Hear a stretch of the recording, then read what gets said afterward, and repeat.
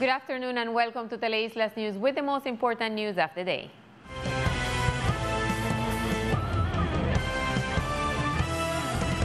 A constant peak of COVID-19 has been on the island for 4 weeks now. While the numbers of cases vary daily, the virus infections continue. More information follows. 2 more deaths due to the COVID-19 were reported yesterday on the island, according to the National Institute of Health, which also reflected that positive cases of COVID continue daily in the department. The Secretary of Health, Julian Davis, explained the situation. More positive cases went out yesterday. We have approximately 200 active cases at the moment, reported by the National Institute of Health.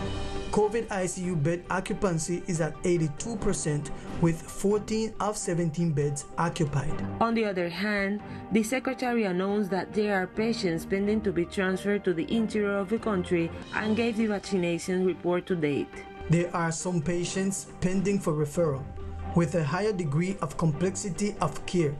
Regarding the vaccination day, as of yesterday, we have 13,904 doses applied in the department, of which 9,487 are first doses and 4,417 are second doses. The Secretary of Health also made a call to the community that has not received the second dose of the vaccine to go to the vaccination points both in Old Providence and San Andres to complete their vaccination schedule.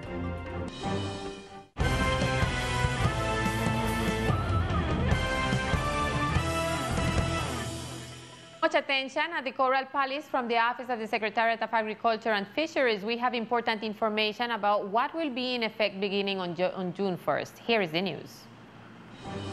Hello, Millie, how things? Good afternoon, Millie. I want to tell you and also to the community, so from this 1st of June, the Veda, or the closure season, as how we know as each year, start until the 31st of October. Why this? Because during this time, the queen conch is in reproduction time. So this will guarantee for the continue reproducing self and also for the no last in a insular territory. Closing season we're going to the 31st of October. This closing season is because this resource in this time is when they reproduce. It's when the more amount of individuals that you can find in reproducing. So that is why the Veda is trying to guarantee that our conch can reproduce and can sustain our fisheries. Also, as we know, the non-compliance of this measure will bring sanction to the community. So please do not consume, do not capture, and do not commercialize the queen conch during this period of time. The no fulfillment of this requirement, not only for the fishermen, to the whole community, you can have some sanction. Some sanction we can go by maybe a writing screen that we avoid, or also we can go up to a multa that can go up to 100,000 salarios diarios mínimos vigentes. So that is a very significant amount of money. So what the Secretary of Agriculture are doing, that inviting the community and are going visiting to the markets, to the fishers' place, and to the restaurant. And this is all our information. Merely remember to the community, they will not capture the queen conch until the 31st, after the 31st of October. This is all information. Continue to you with the most relevant news of the day. Thank you, Sylvie. Today at the Duma, the socialization of a very important law for women took place. Here is more information on this event that took place at the Departmental Assembly.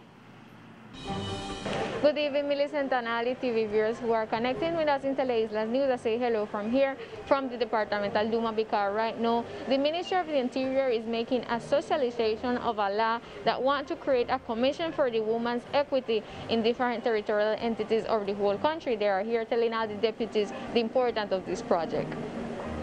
The Ministry of the Interior, through the direction of the government and the territorial management by instruction of the Minister Daniel Palacios and Sylvia Corso, Director of Government, is providing technical and legal assistance to public corporations in the framework of the implementation of confirmation of the Commission for Women's Equity. This commission is a legal mandate based on the Law 1989 of 2019, where it establishes that public corporations such as the departmental assemblies and municipal councils must create this legal commission in which public gender policies are dealt with, especially in each department.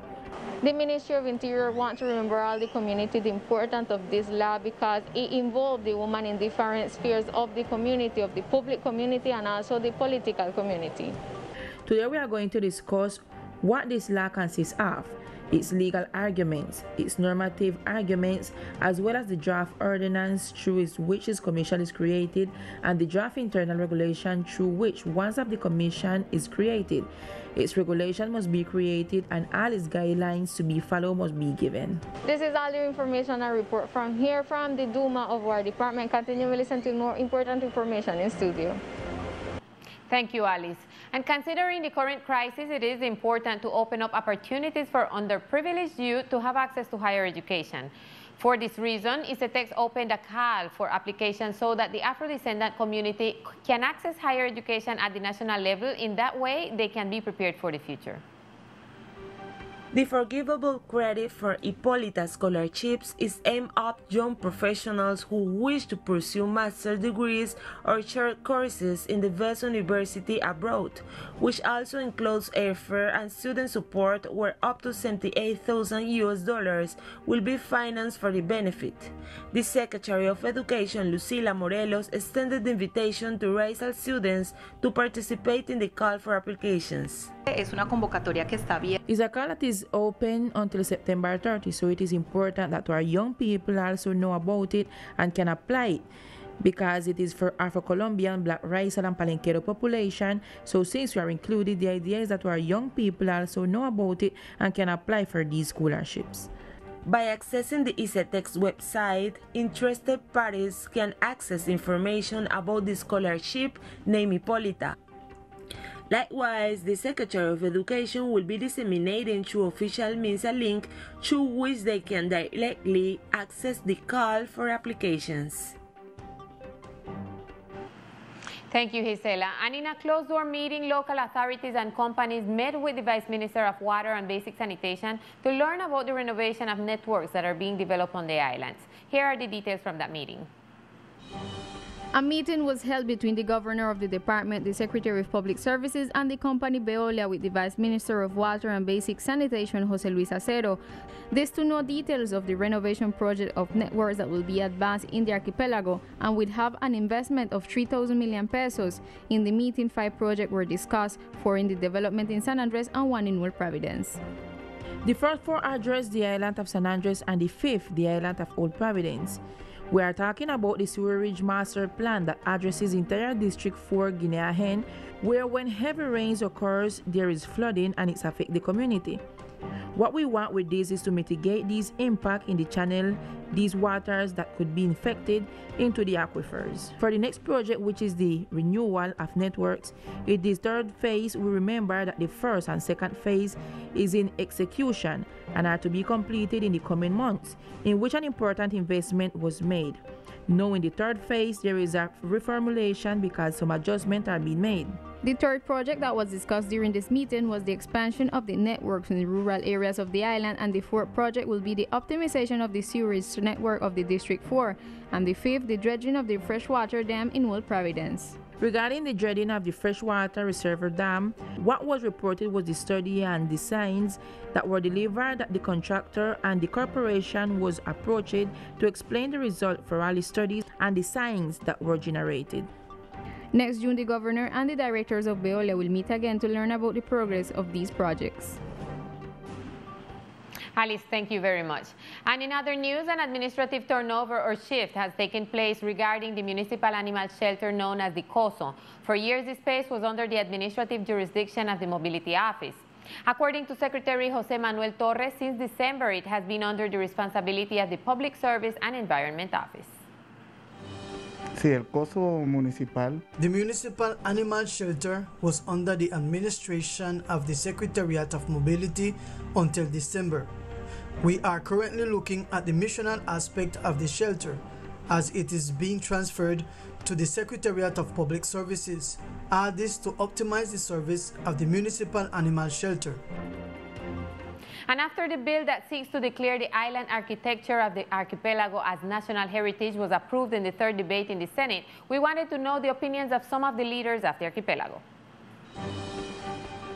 This project seeks to declare intangible cultural heritage of the nation the typical architecture of the island, that is the design and construction of buildings, monuments that represent the ancestral culture of the raizal people of the archipelago of San Andres, Providence, and Queclina.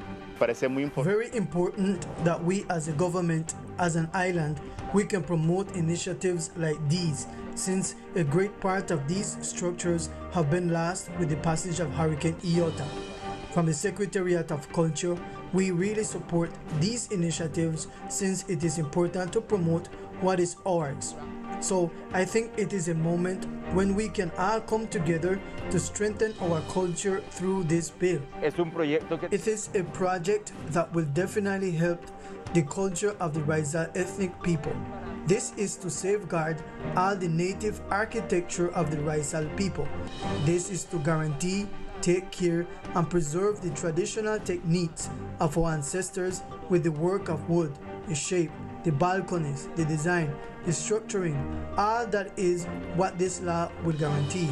We are very happy because we are finally going to guarantee the preservation of the typical native architecture of the raizal people with the approval of this law in its fourth debate. This bill was proposed and presented by the representative to the Chamber, Elizabeth J. Pang, and will go to the fourth debate in the Senate of the Republic. If approved, it will become a law of the nation, which will seek to preserve the architectural heritage of the raizal people.